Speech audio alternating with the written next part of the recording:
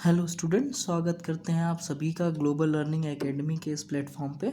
और आज बच्चों जो हम टॉपिक पढ़ने वाले हैं वो है रियल नंबर्स। ठीक है, क्लास 10th का ये टॉपिक है और हम लोग थोड़ा बहुत 9th में भी पढ़ के आए हैं इसके बारे में, लेकिन 10th में इसके बारे में विस्तार से पढ़ेंगे। ठीक है, आज हम सिर्फ इसका इंट्रोडक्शन जानेंगे कि रियल नंबर्स आखिरकार कौन से नंबर्स होते हैं। ठीक है, तो रियल नंबर्स जो नंबर्स होते हैं बेटा, जितने भी नंबर्स हम पढ़ते हैं, जितने भी नंबर्स हमने आज तक देखे हैं, वो सारे क्या हैं? रियल नंबर्स हैं। जो हम पढ़ते हैं, लिखते हैं, सुनते हैं, देखते हैं, वो सारे ही क्या हैं? Real numbers. ठीक है, अब रियल नंबर्स को बेटा हम दो कैटेगरी पे डिवाइड करते हैं। ठीक है, एक तो होते हैं रेशनल नंबर्स और दूसरे इर्रेशनल नंबर्स। ठीक है, अब रेशनल नंबर क्या होते हैं? ऐसे नंबर्स जो p बाई क्यू के फॉर्म में लिखे हुए होते हैं, लेकिन वहाँ पे कंडीशंस हैं। क्या कंडीशंस है? कि q जो है वो ज़ीरो के इक्वल नहीं होना चाहिए। और q ज़ीरो के इक्वल क्यों नहीं होना चाहिए बेटा? क्योंकि कोई भी नंबर अगर हम डिवाइड करवा देते हैं ज़ीरो से तो ये नॉट डिफाइंड होता है। नॉट डिफाइंड का मतलब है इसकी वैल्यू ही नहीं आएगी। ठीक है, तो ये नॉट डिफाइंड होता है, इसलिए हम q जो है वो ज़ीरो नहीं ले सकते, तो वो रियल नंबर नहीं होगा। अगर q ज़ीरो होगा तो फिर वो रियल नंबर नहीं हो पाएगा। ठीक है, दूसरी कंडीशन क्या है बेटा? कि p और q दोनों ही को प्राइम नंबर्स होने चाहिए। अब को प्राइम नंबर क्या होते हैं वो देख लेते हैं।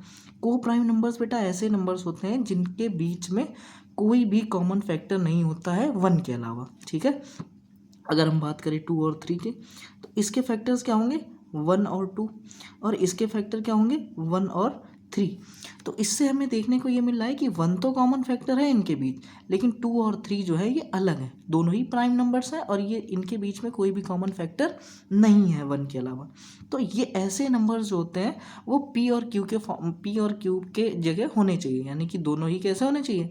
उनके बीच में कोई भी कॉमन फैक्टर नहीं होना चाहिए, दोनों ही को प्राइम नंबर्स होने चाहिए। ठीक है, उसके बाद बेटा जैसे हम लोग शुरुआत से पढ़ते आए हैं, 4th 5th से हम लोग ने पढ़ाई है कि इंटीजर्स क्या होते हैं, होल नंबर्स क्या होते हैं, नेचुरल नंबर्स क्या होते हैं, डेसिमल नंबर्स क्या होते हैं, फ्रैक्शनल नंबर जैसे कि p अपॉन q के फॉर्म में वो भी लिखे होते हैं, न्यूमरेटर और डिनोमिनेटर के फॉर्म में। डेसिमल नंबर क्या होते हैं कि 2.3 4.5 ऐसे करके लिखा हुआ होता है। तो ये जो सारे नंबर्स होते हैं ये क्या होते हैं? Rational numbers. ठीक है, जितने भी नंबर्स हैं ये integers, whole numbers, natural numbers, ये सारे क्या हैं? Rational numbers. ठीक है, वहीं बात करें हम इर्रेशनल नंबर्स की, तो इर्रेशनल नंबर क्या होते हैं?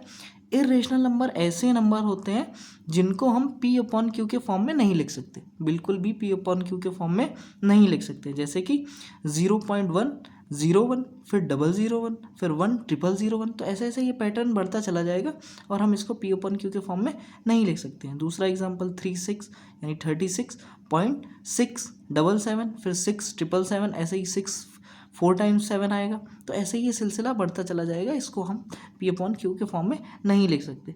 दूसरी बात ये है कि जैसे बेटा हम अंडर रूट वाले पढ़ते थे, अंडर रूट 2, अंडर रूट 3। ठीक है, और अंडर रूट वन क्या है? अंडर रूट 1 को तो हम नहीं लिख सकते। अंडर रूट 1 की वैल्यू क्या होती है? 1 होती है, तो हम उसको इरेशनल नंबर नहीं मानते। लेकिन अंडर रूट 2, अंडर रूट 3, जैसे अंडर रूट 4 नहीं होगा, अंडर रूट 5 जो है वो कैसा होगा? इरेशनल नंबर्स होगा। ठीक है बेटा, ऐसे इरेशनल नंबर इनको क्या है? ये नॉन टर्मिनेटिंग डेसिमल होते हैं। हम लोगों ने 9th में पढ़ा होगा, टर्मिनेटिंग और नॉन टर्मिनेटिंग दो तरह के डेसिमल्स होते हैं।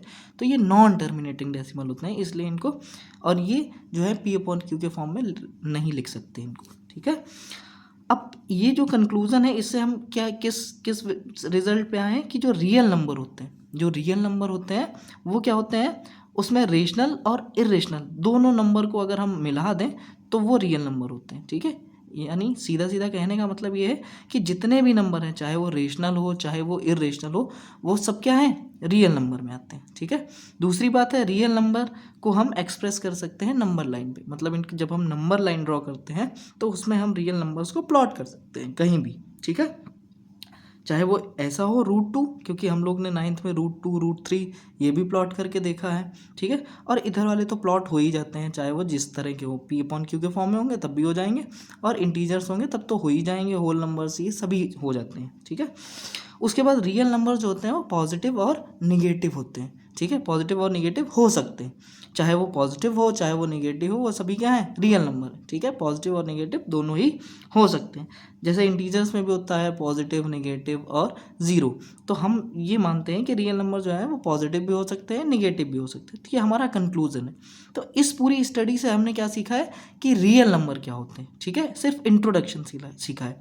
इसके बाद जो हम पार्ट 2 लेके आएंगे तो उसमें क्या सीखेंगे कि इनका इम्प्लीमेंटेशन क्या होता है, कि किस जगह पे ये अप्लाई होते हैं, कैसे क्वेश्चन सॉल्व होते हैं इसके, वो हम अगले पार्ट पे पढ़ेंगे। अभी हमने सिर्फ क्या पढ़ा है, इंट्रोडक्शन। ठीक है, सिर्फ हमने जाना है कि रियल नंबर्स की कैसी इमेज होती है, किस तरह के होते हैं वो। ठीक है, थैंक यू।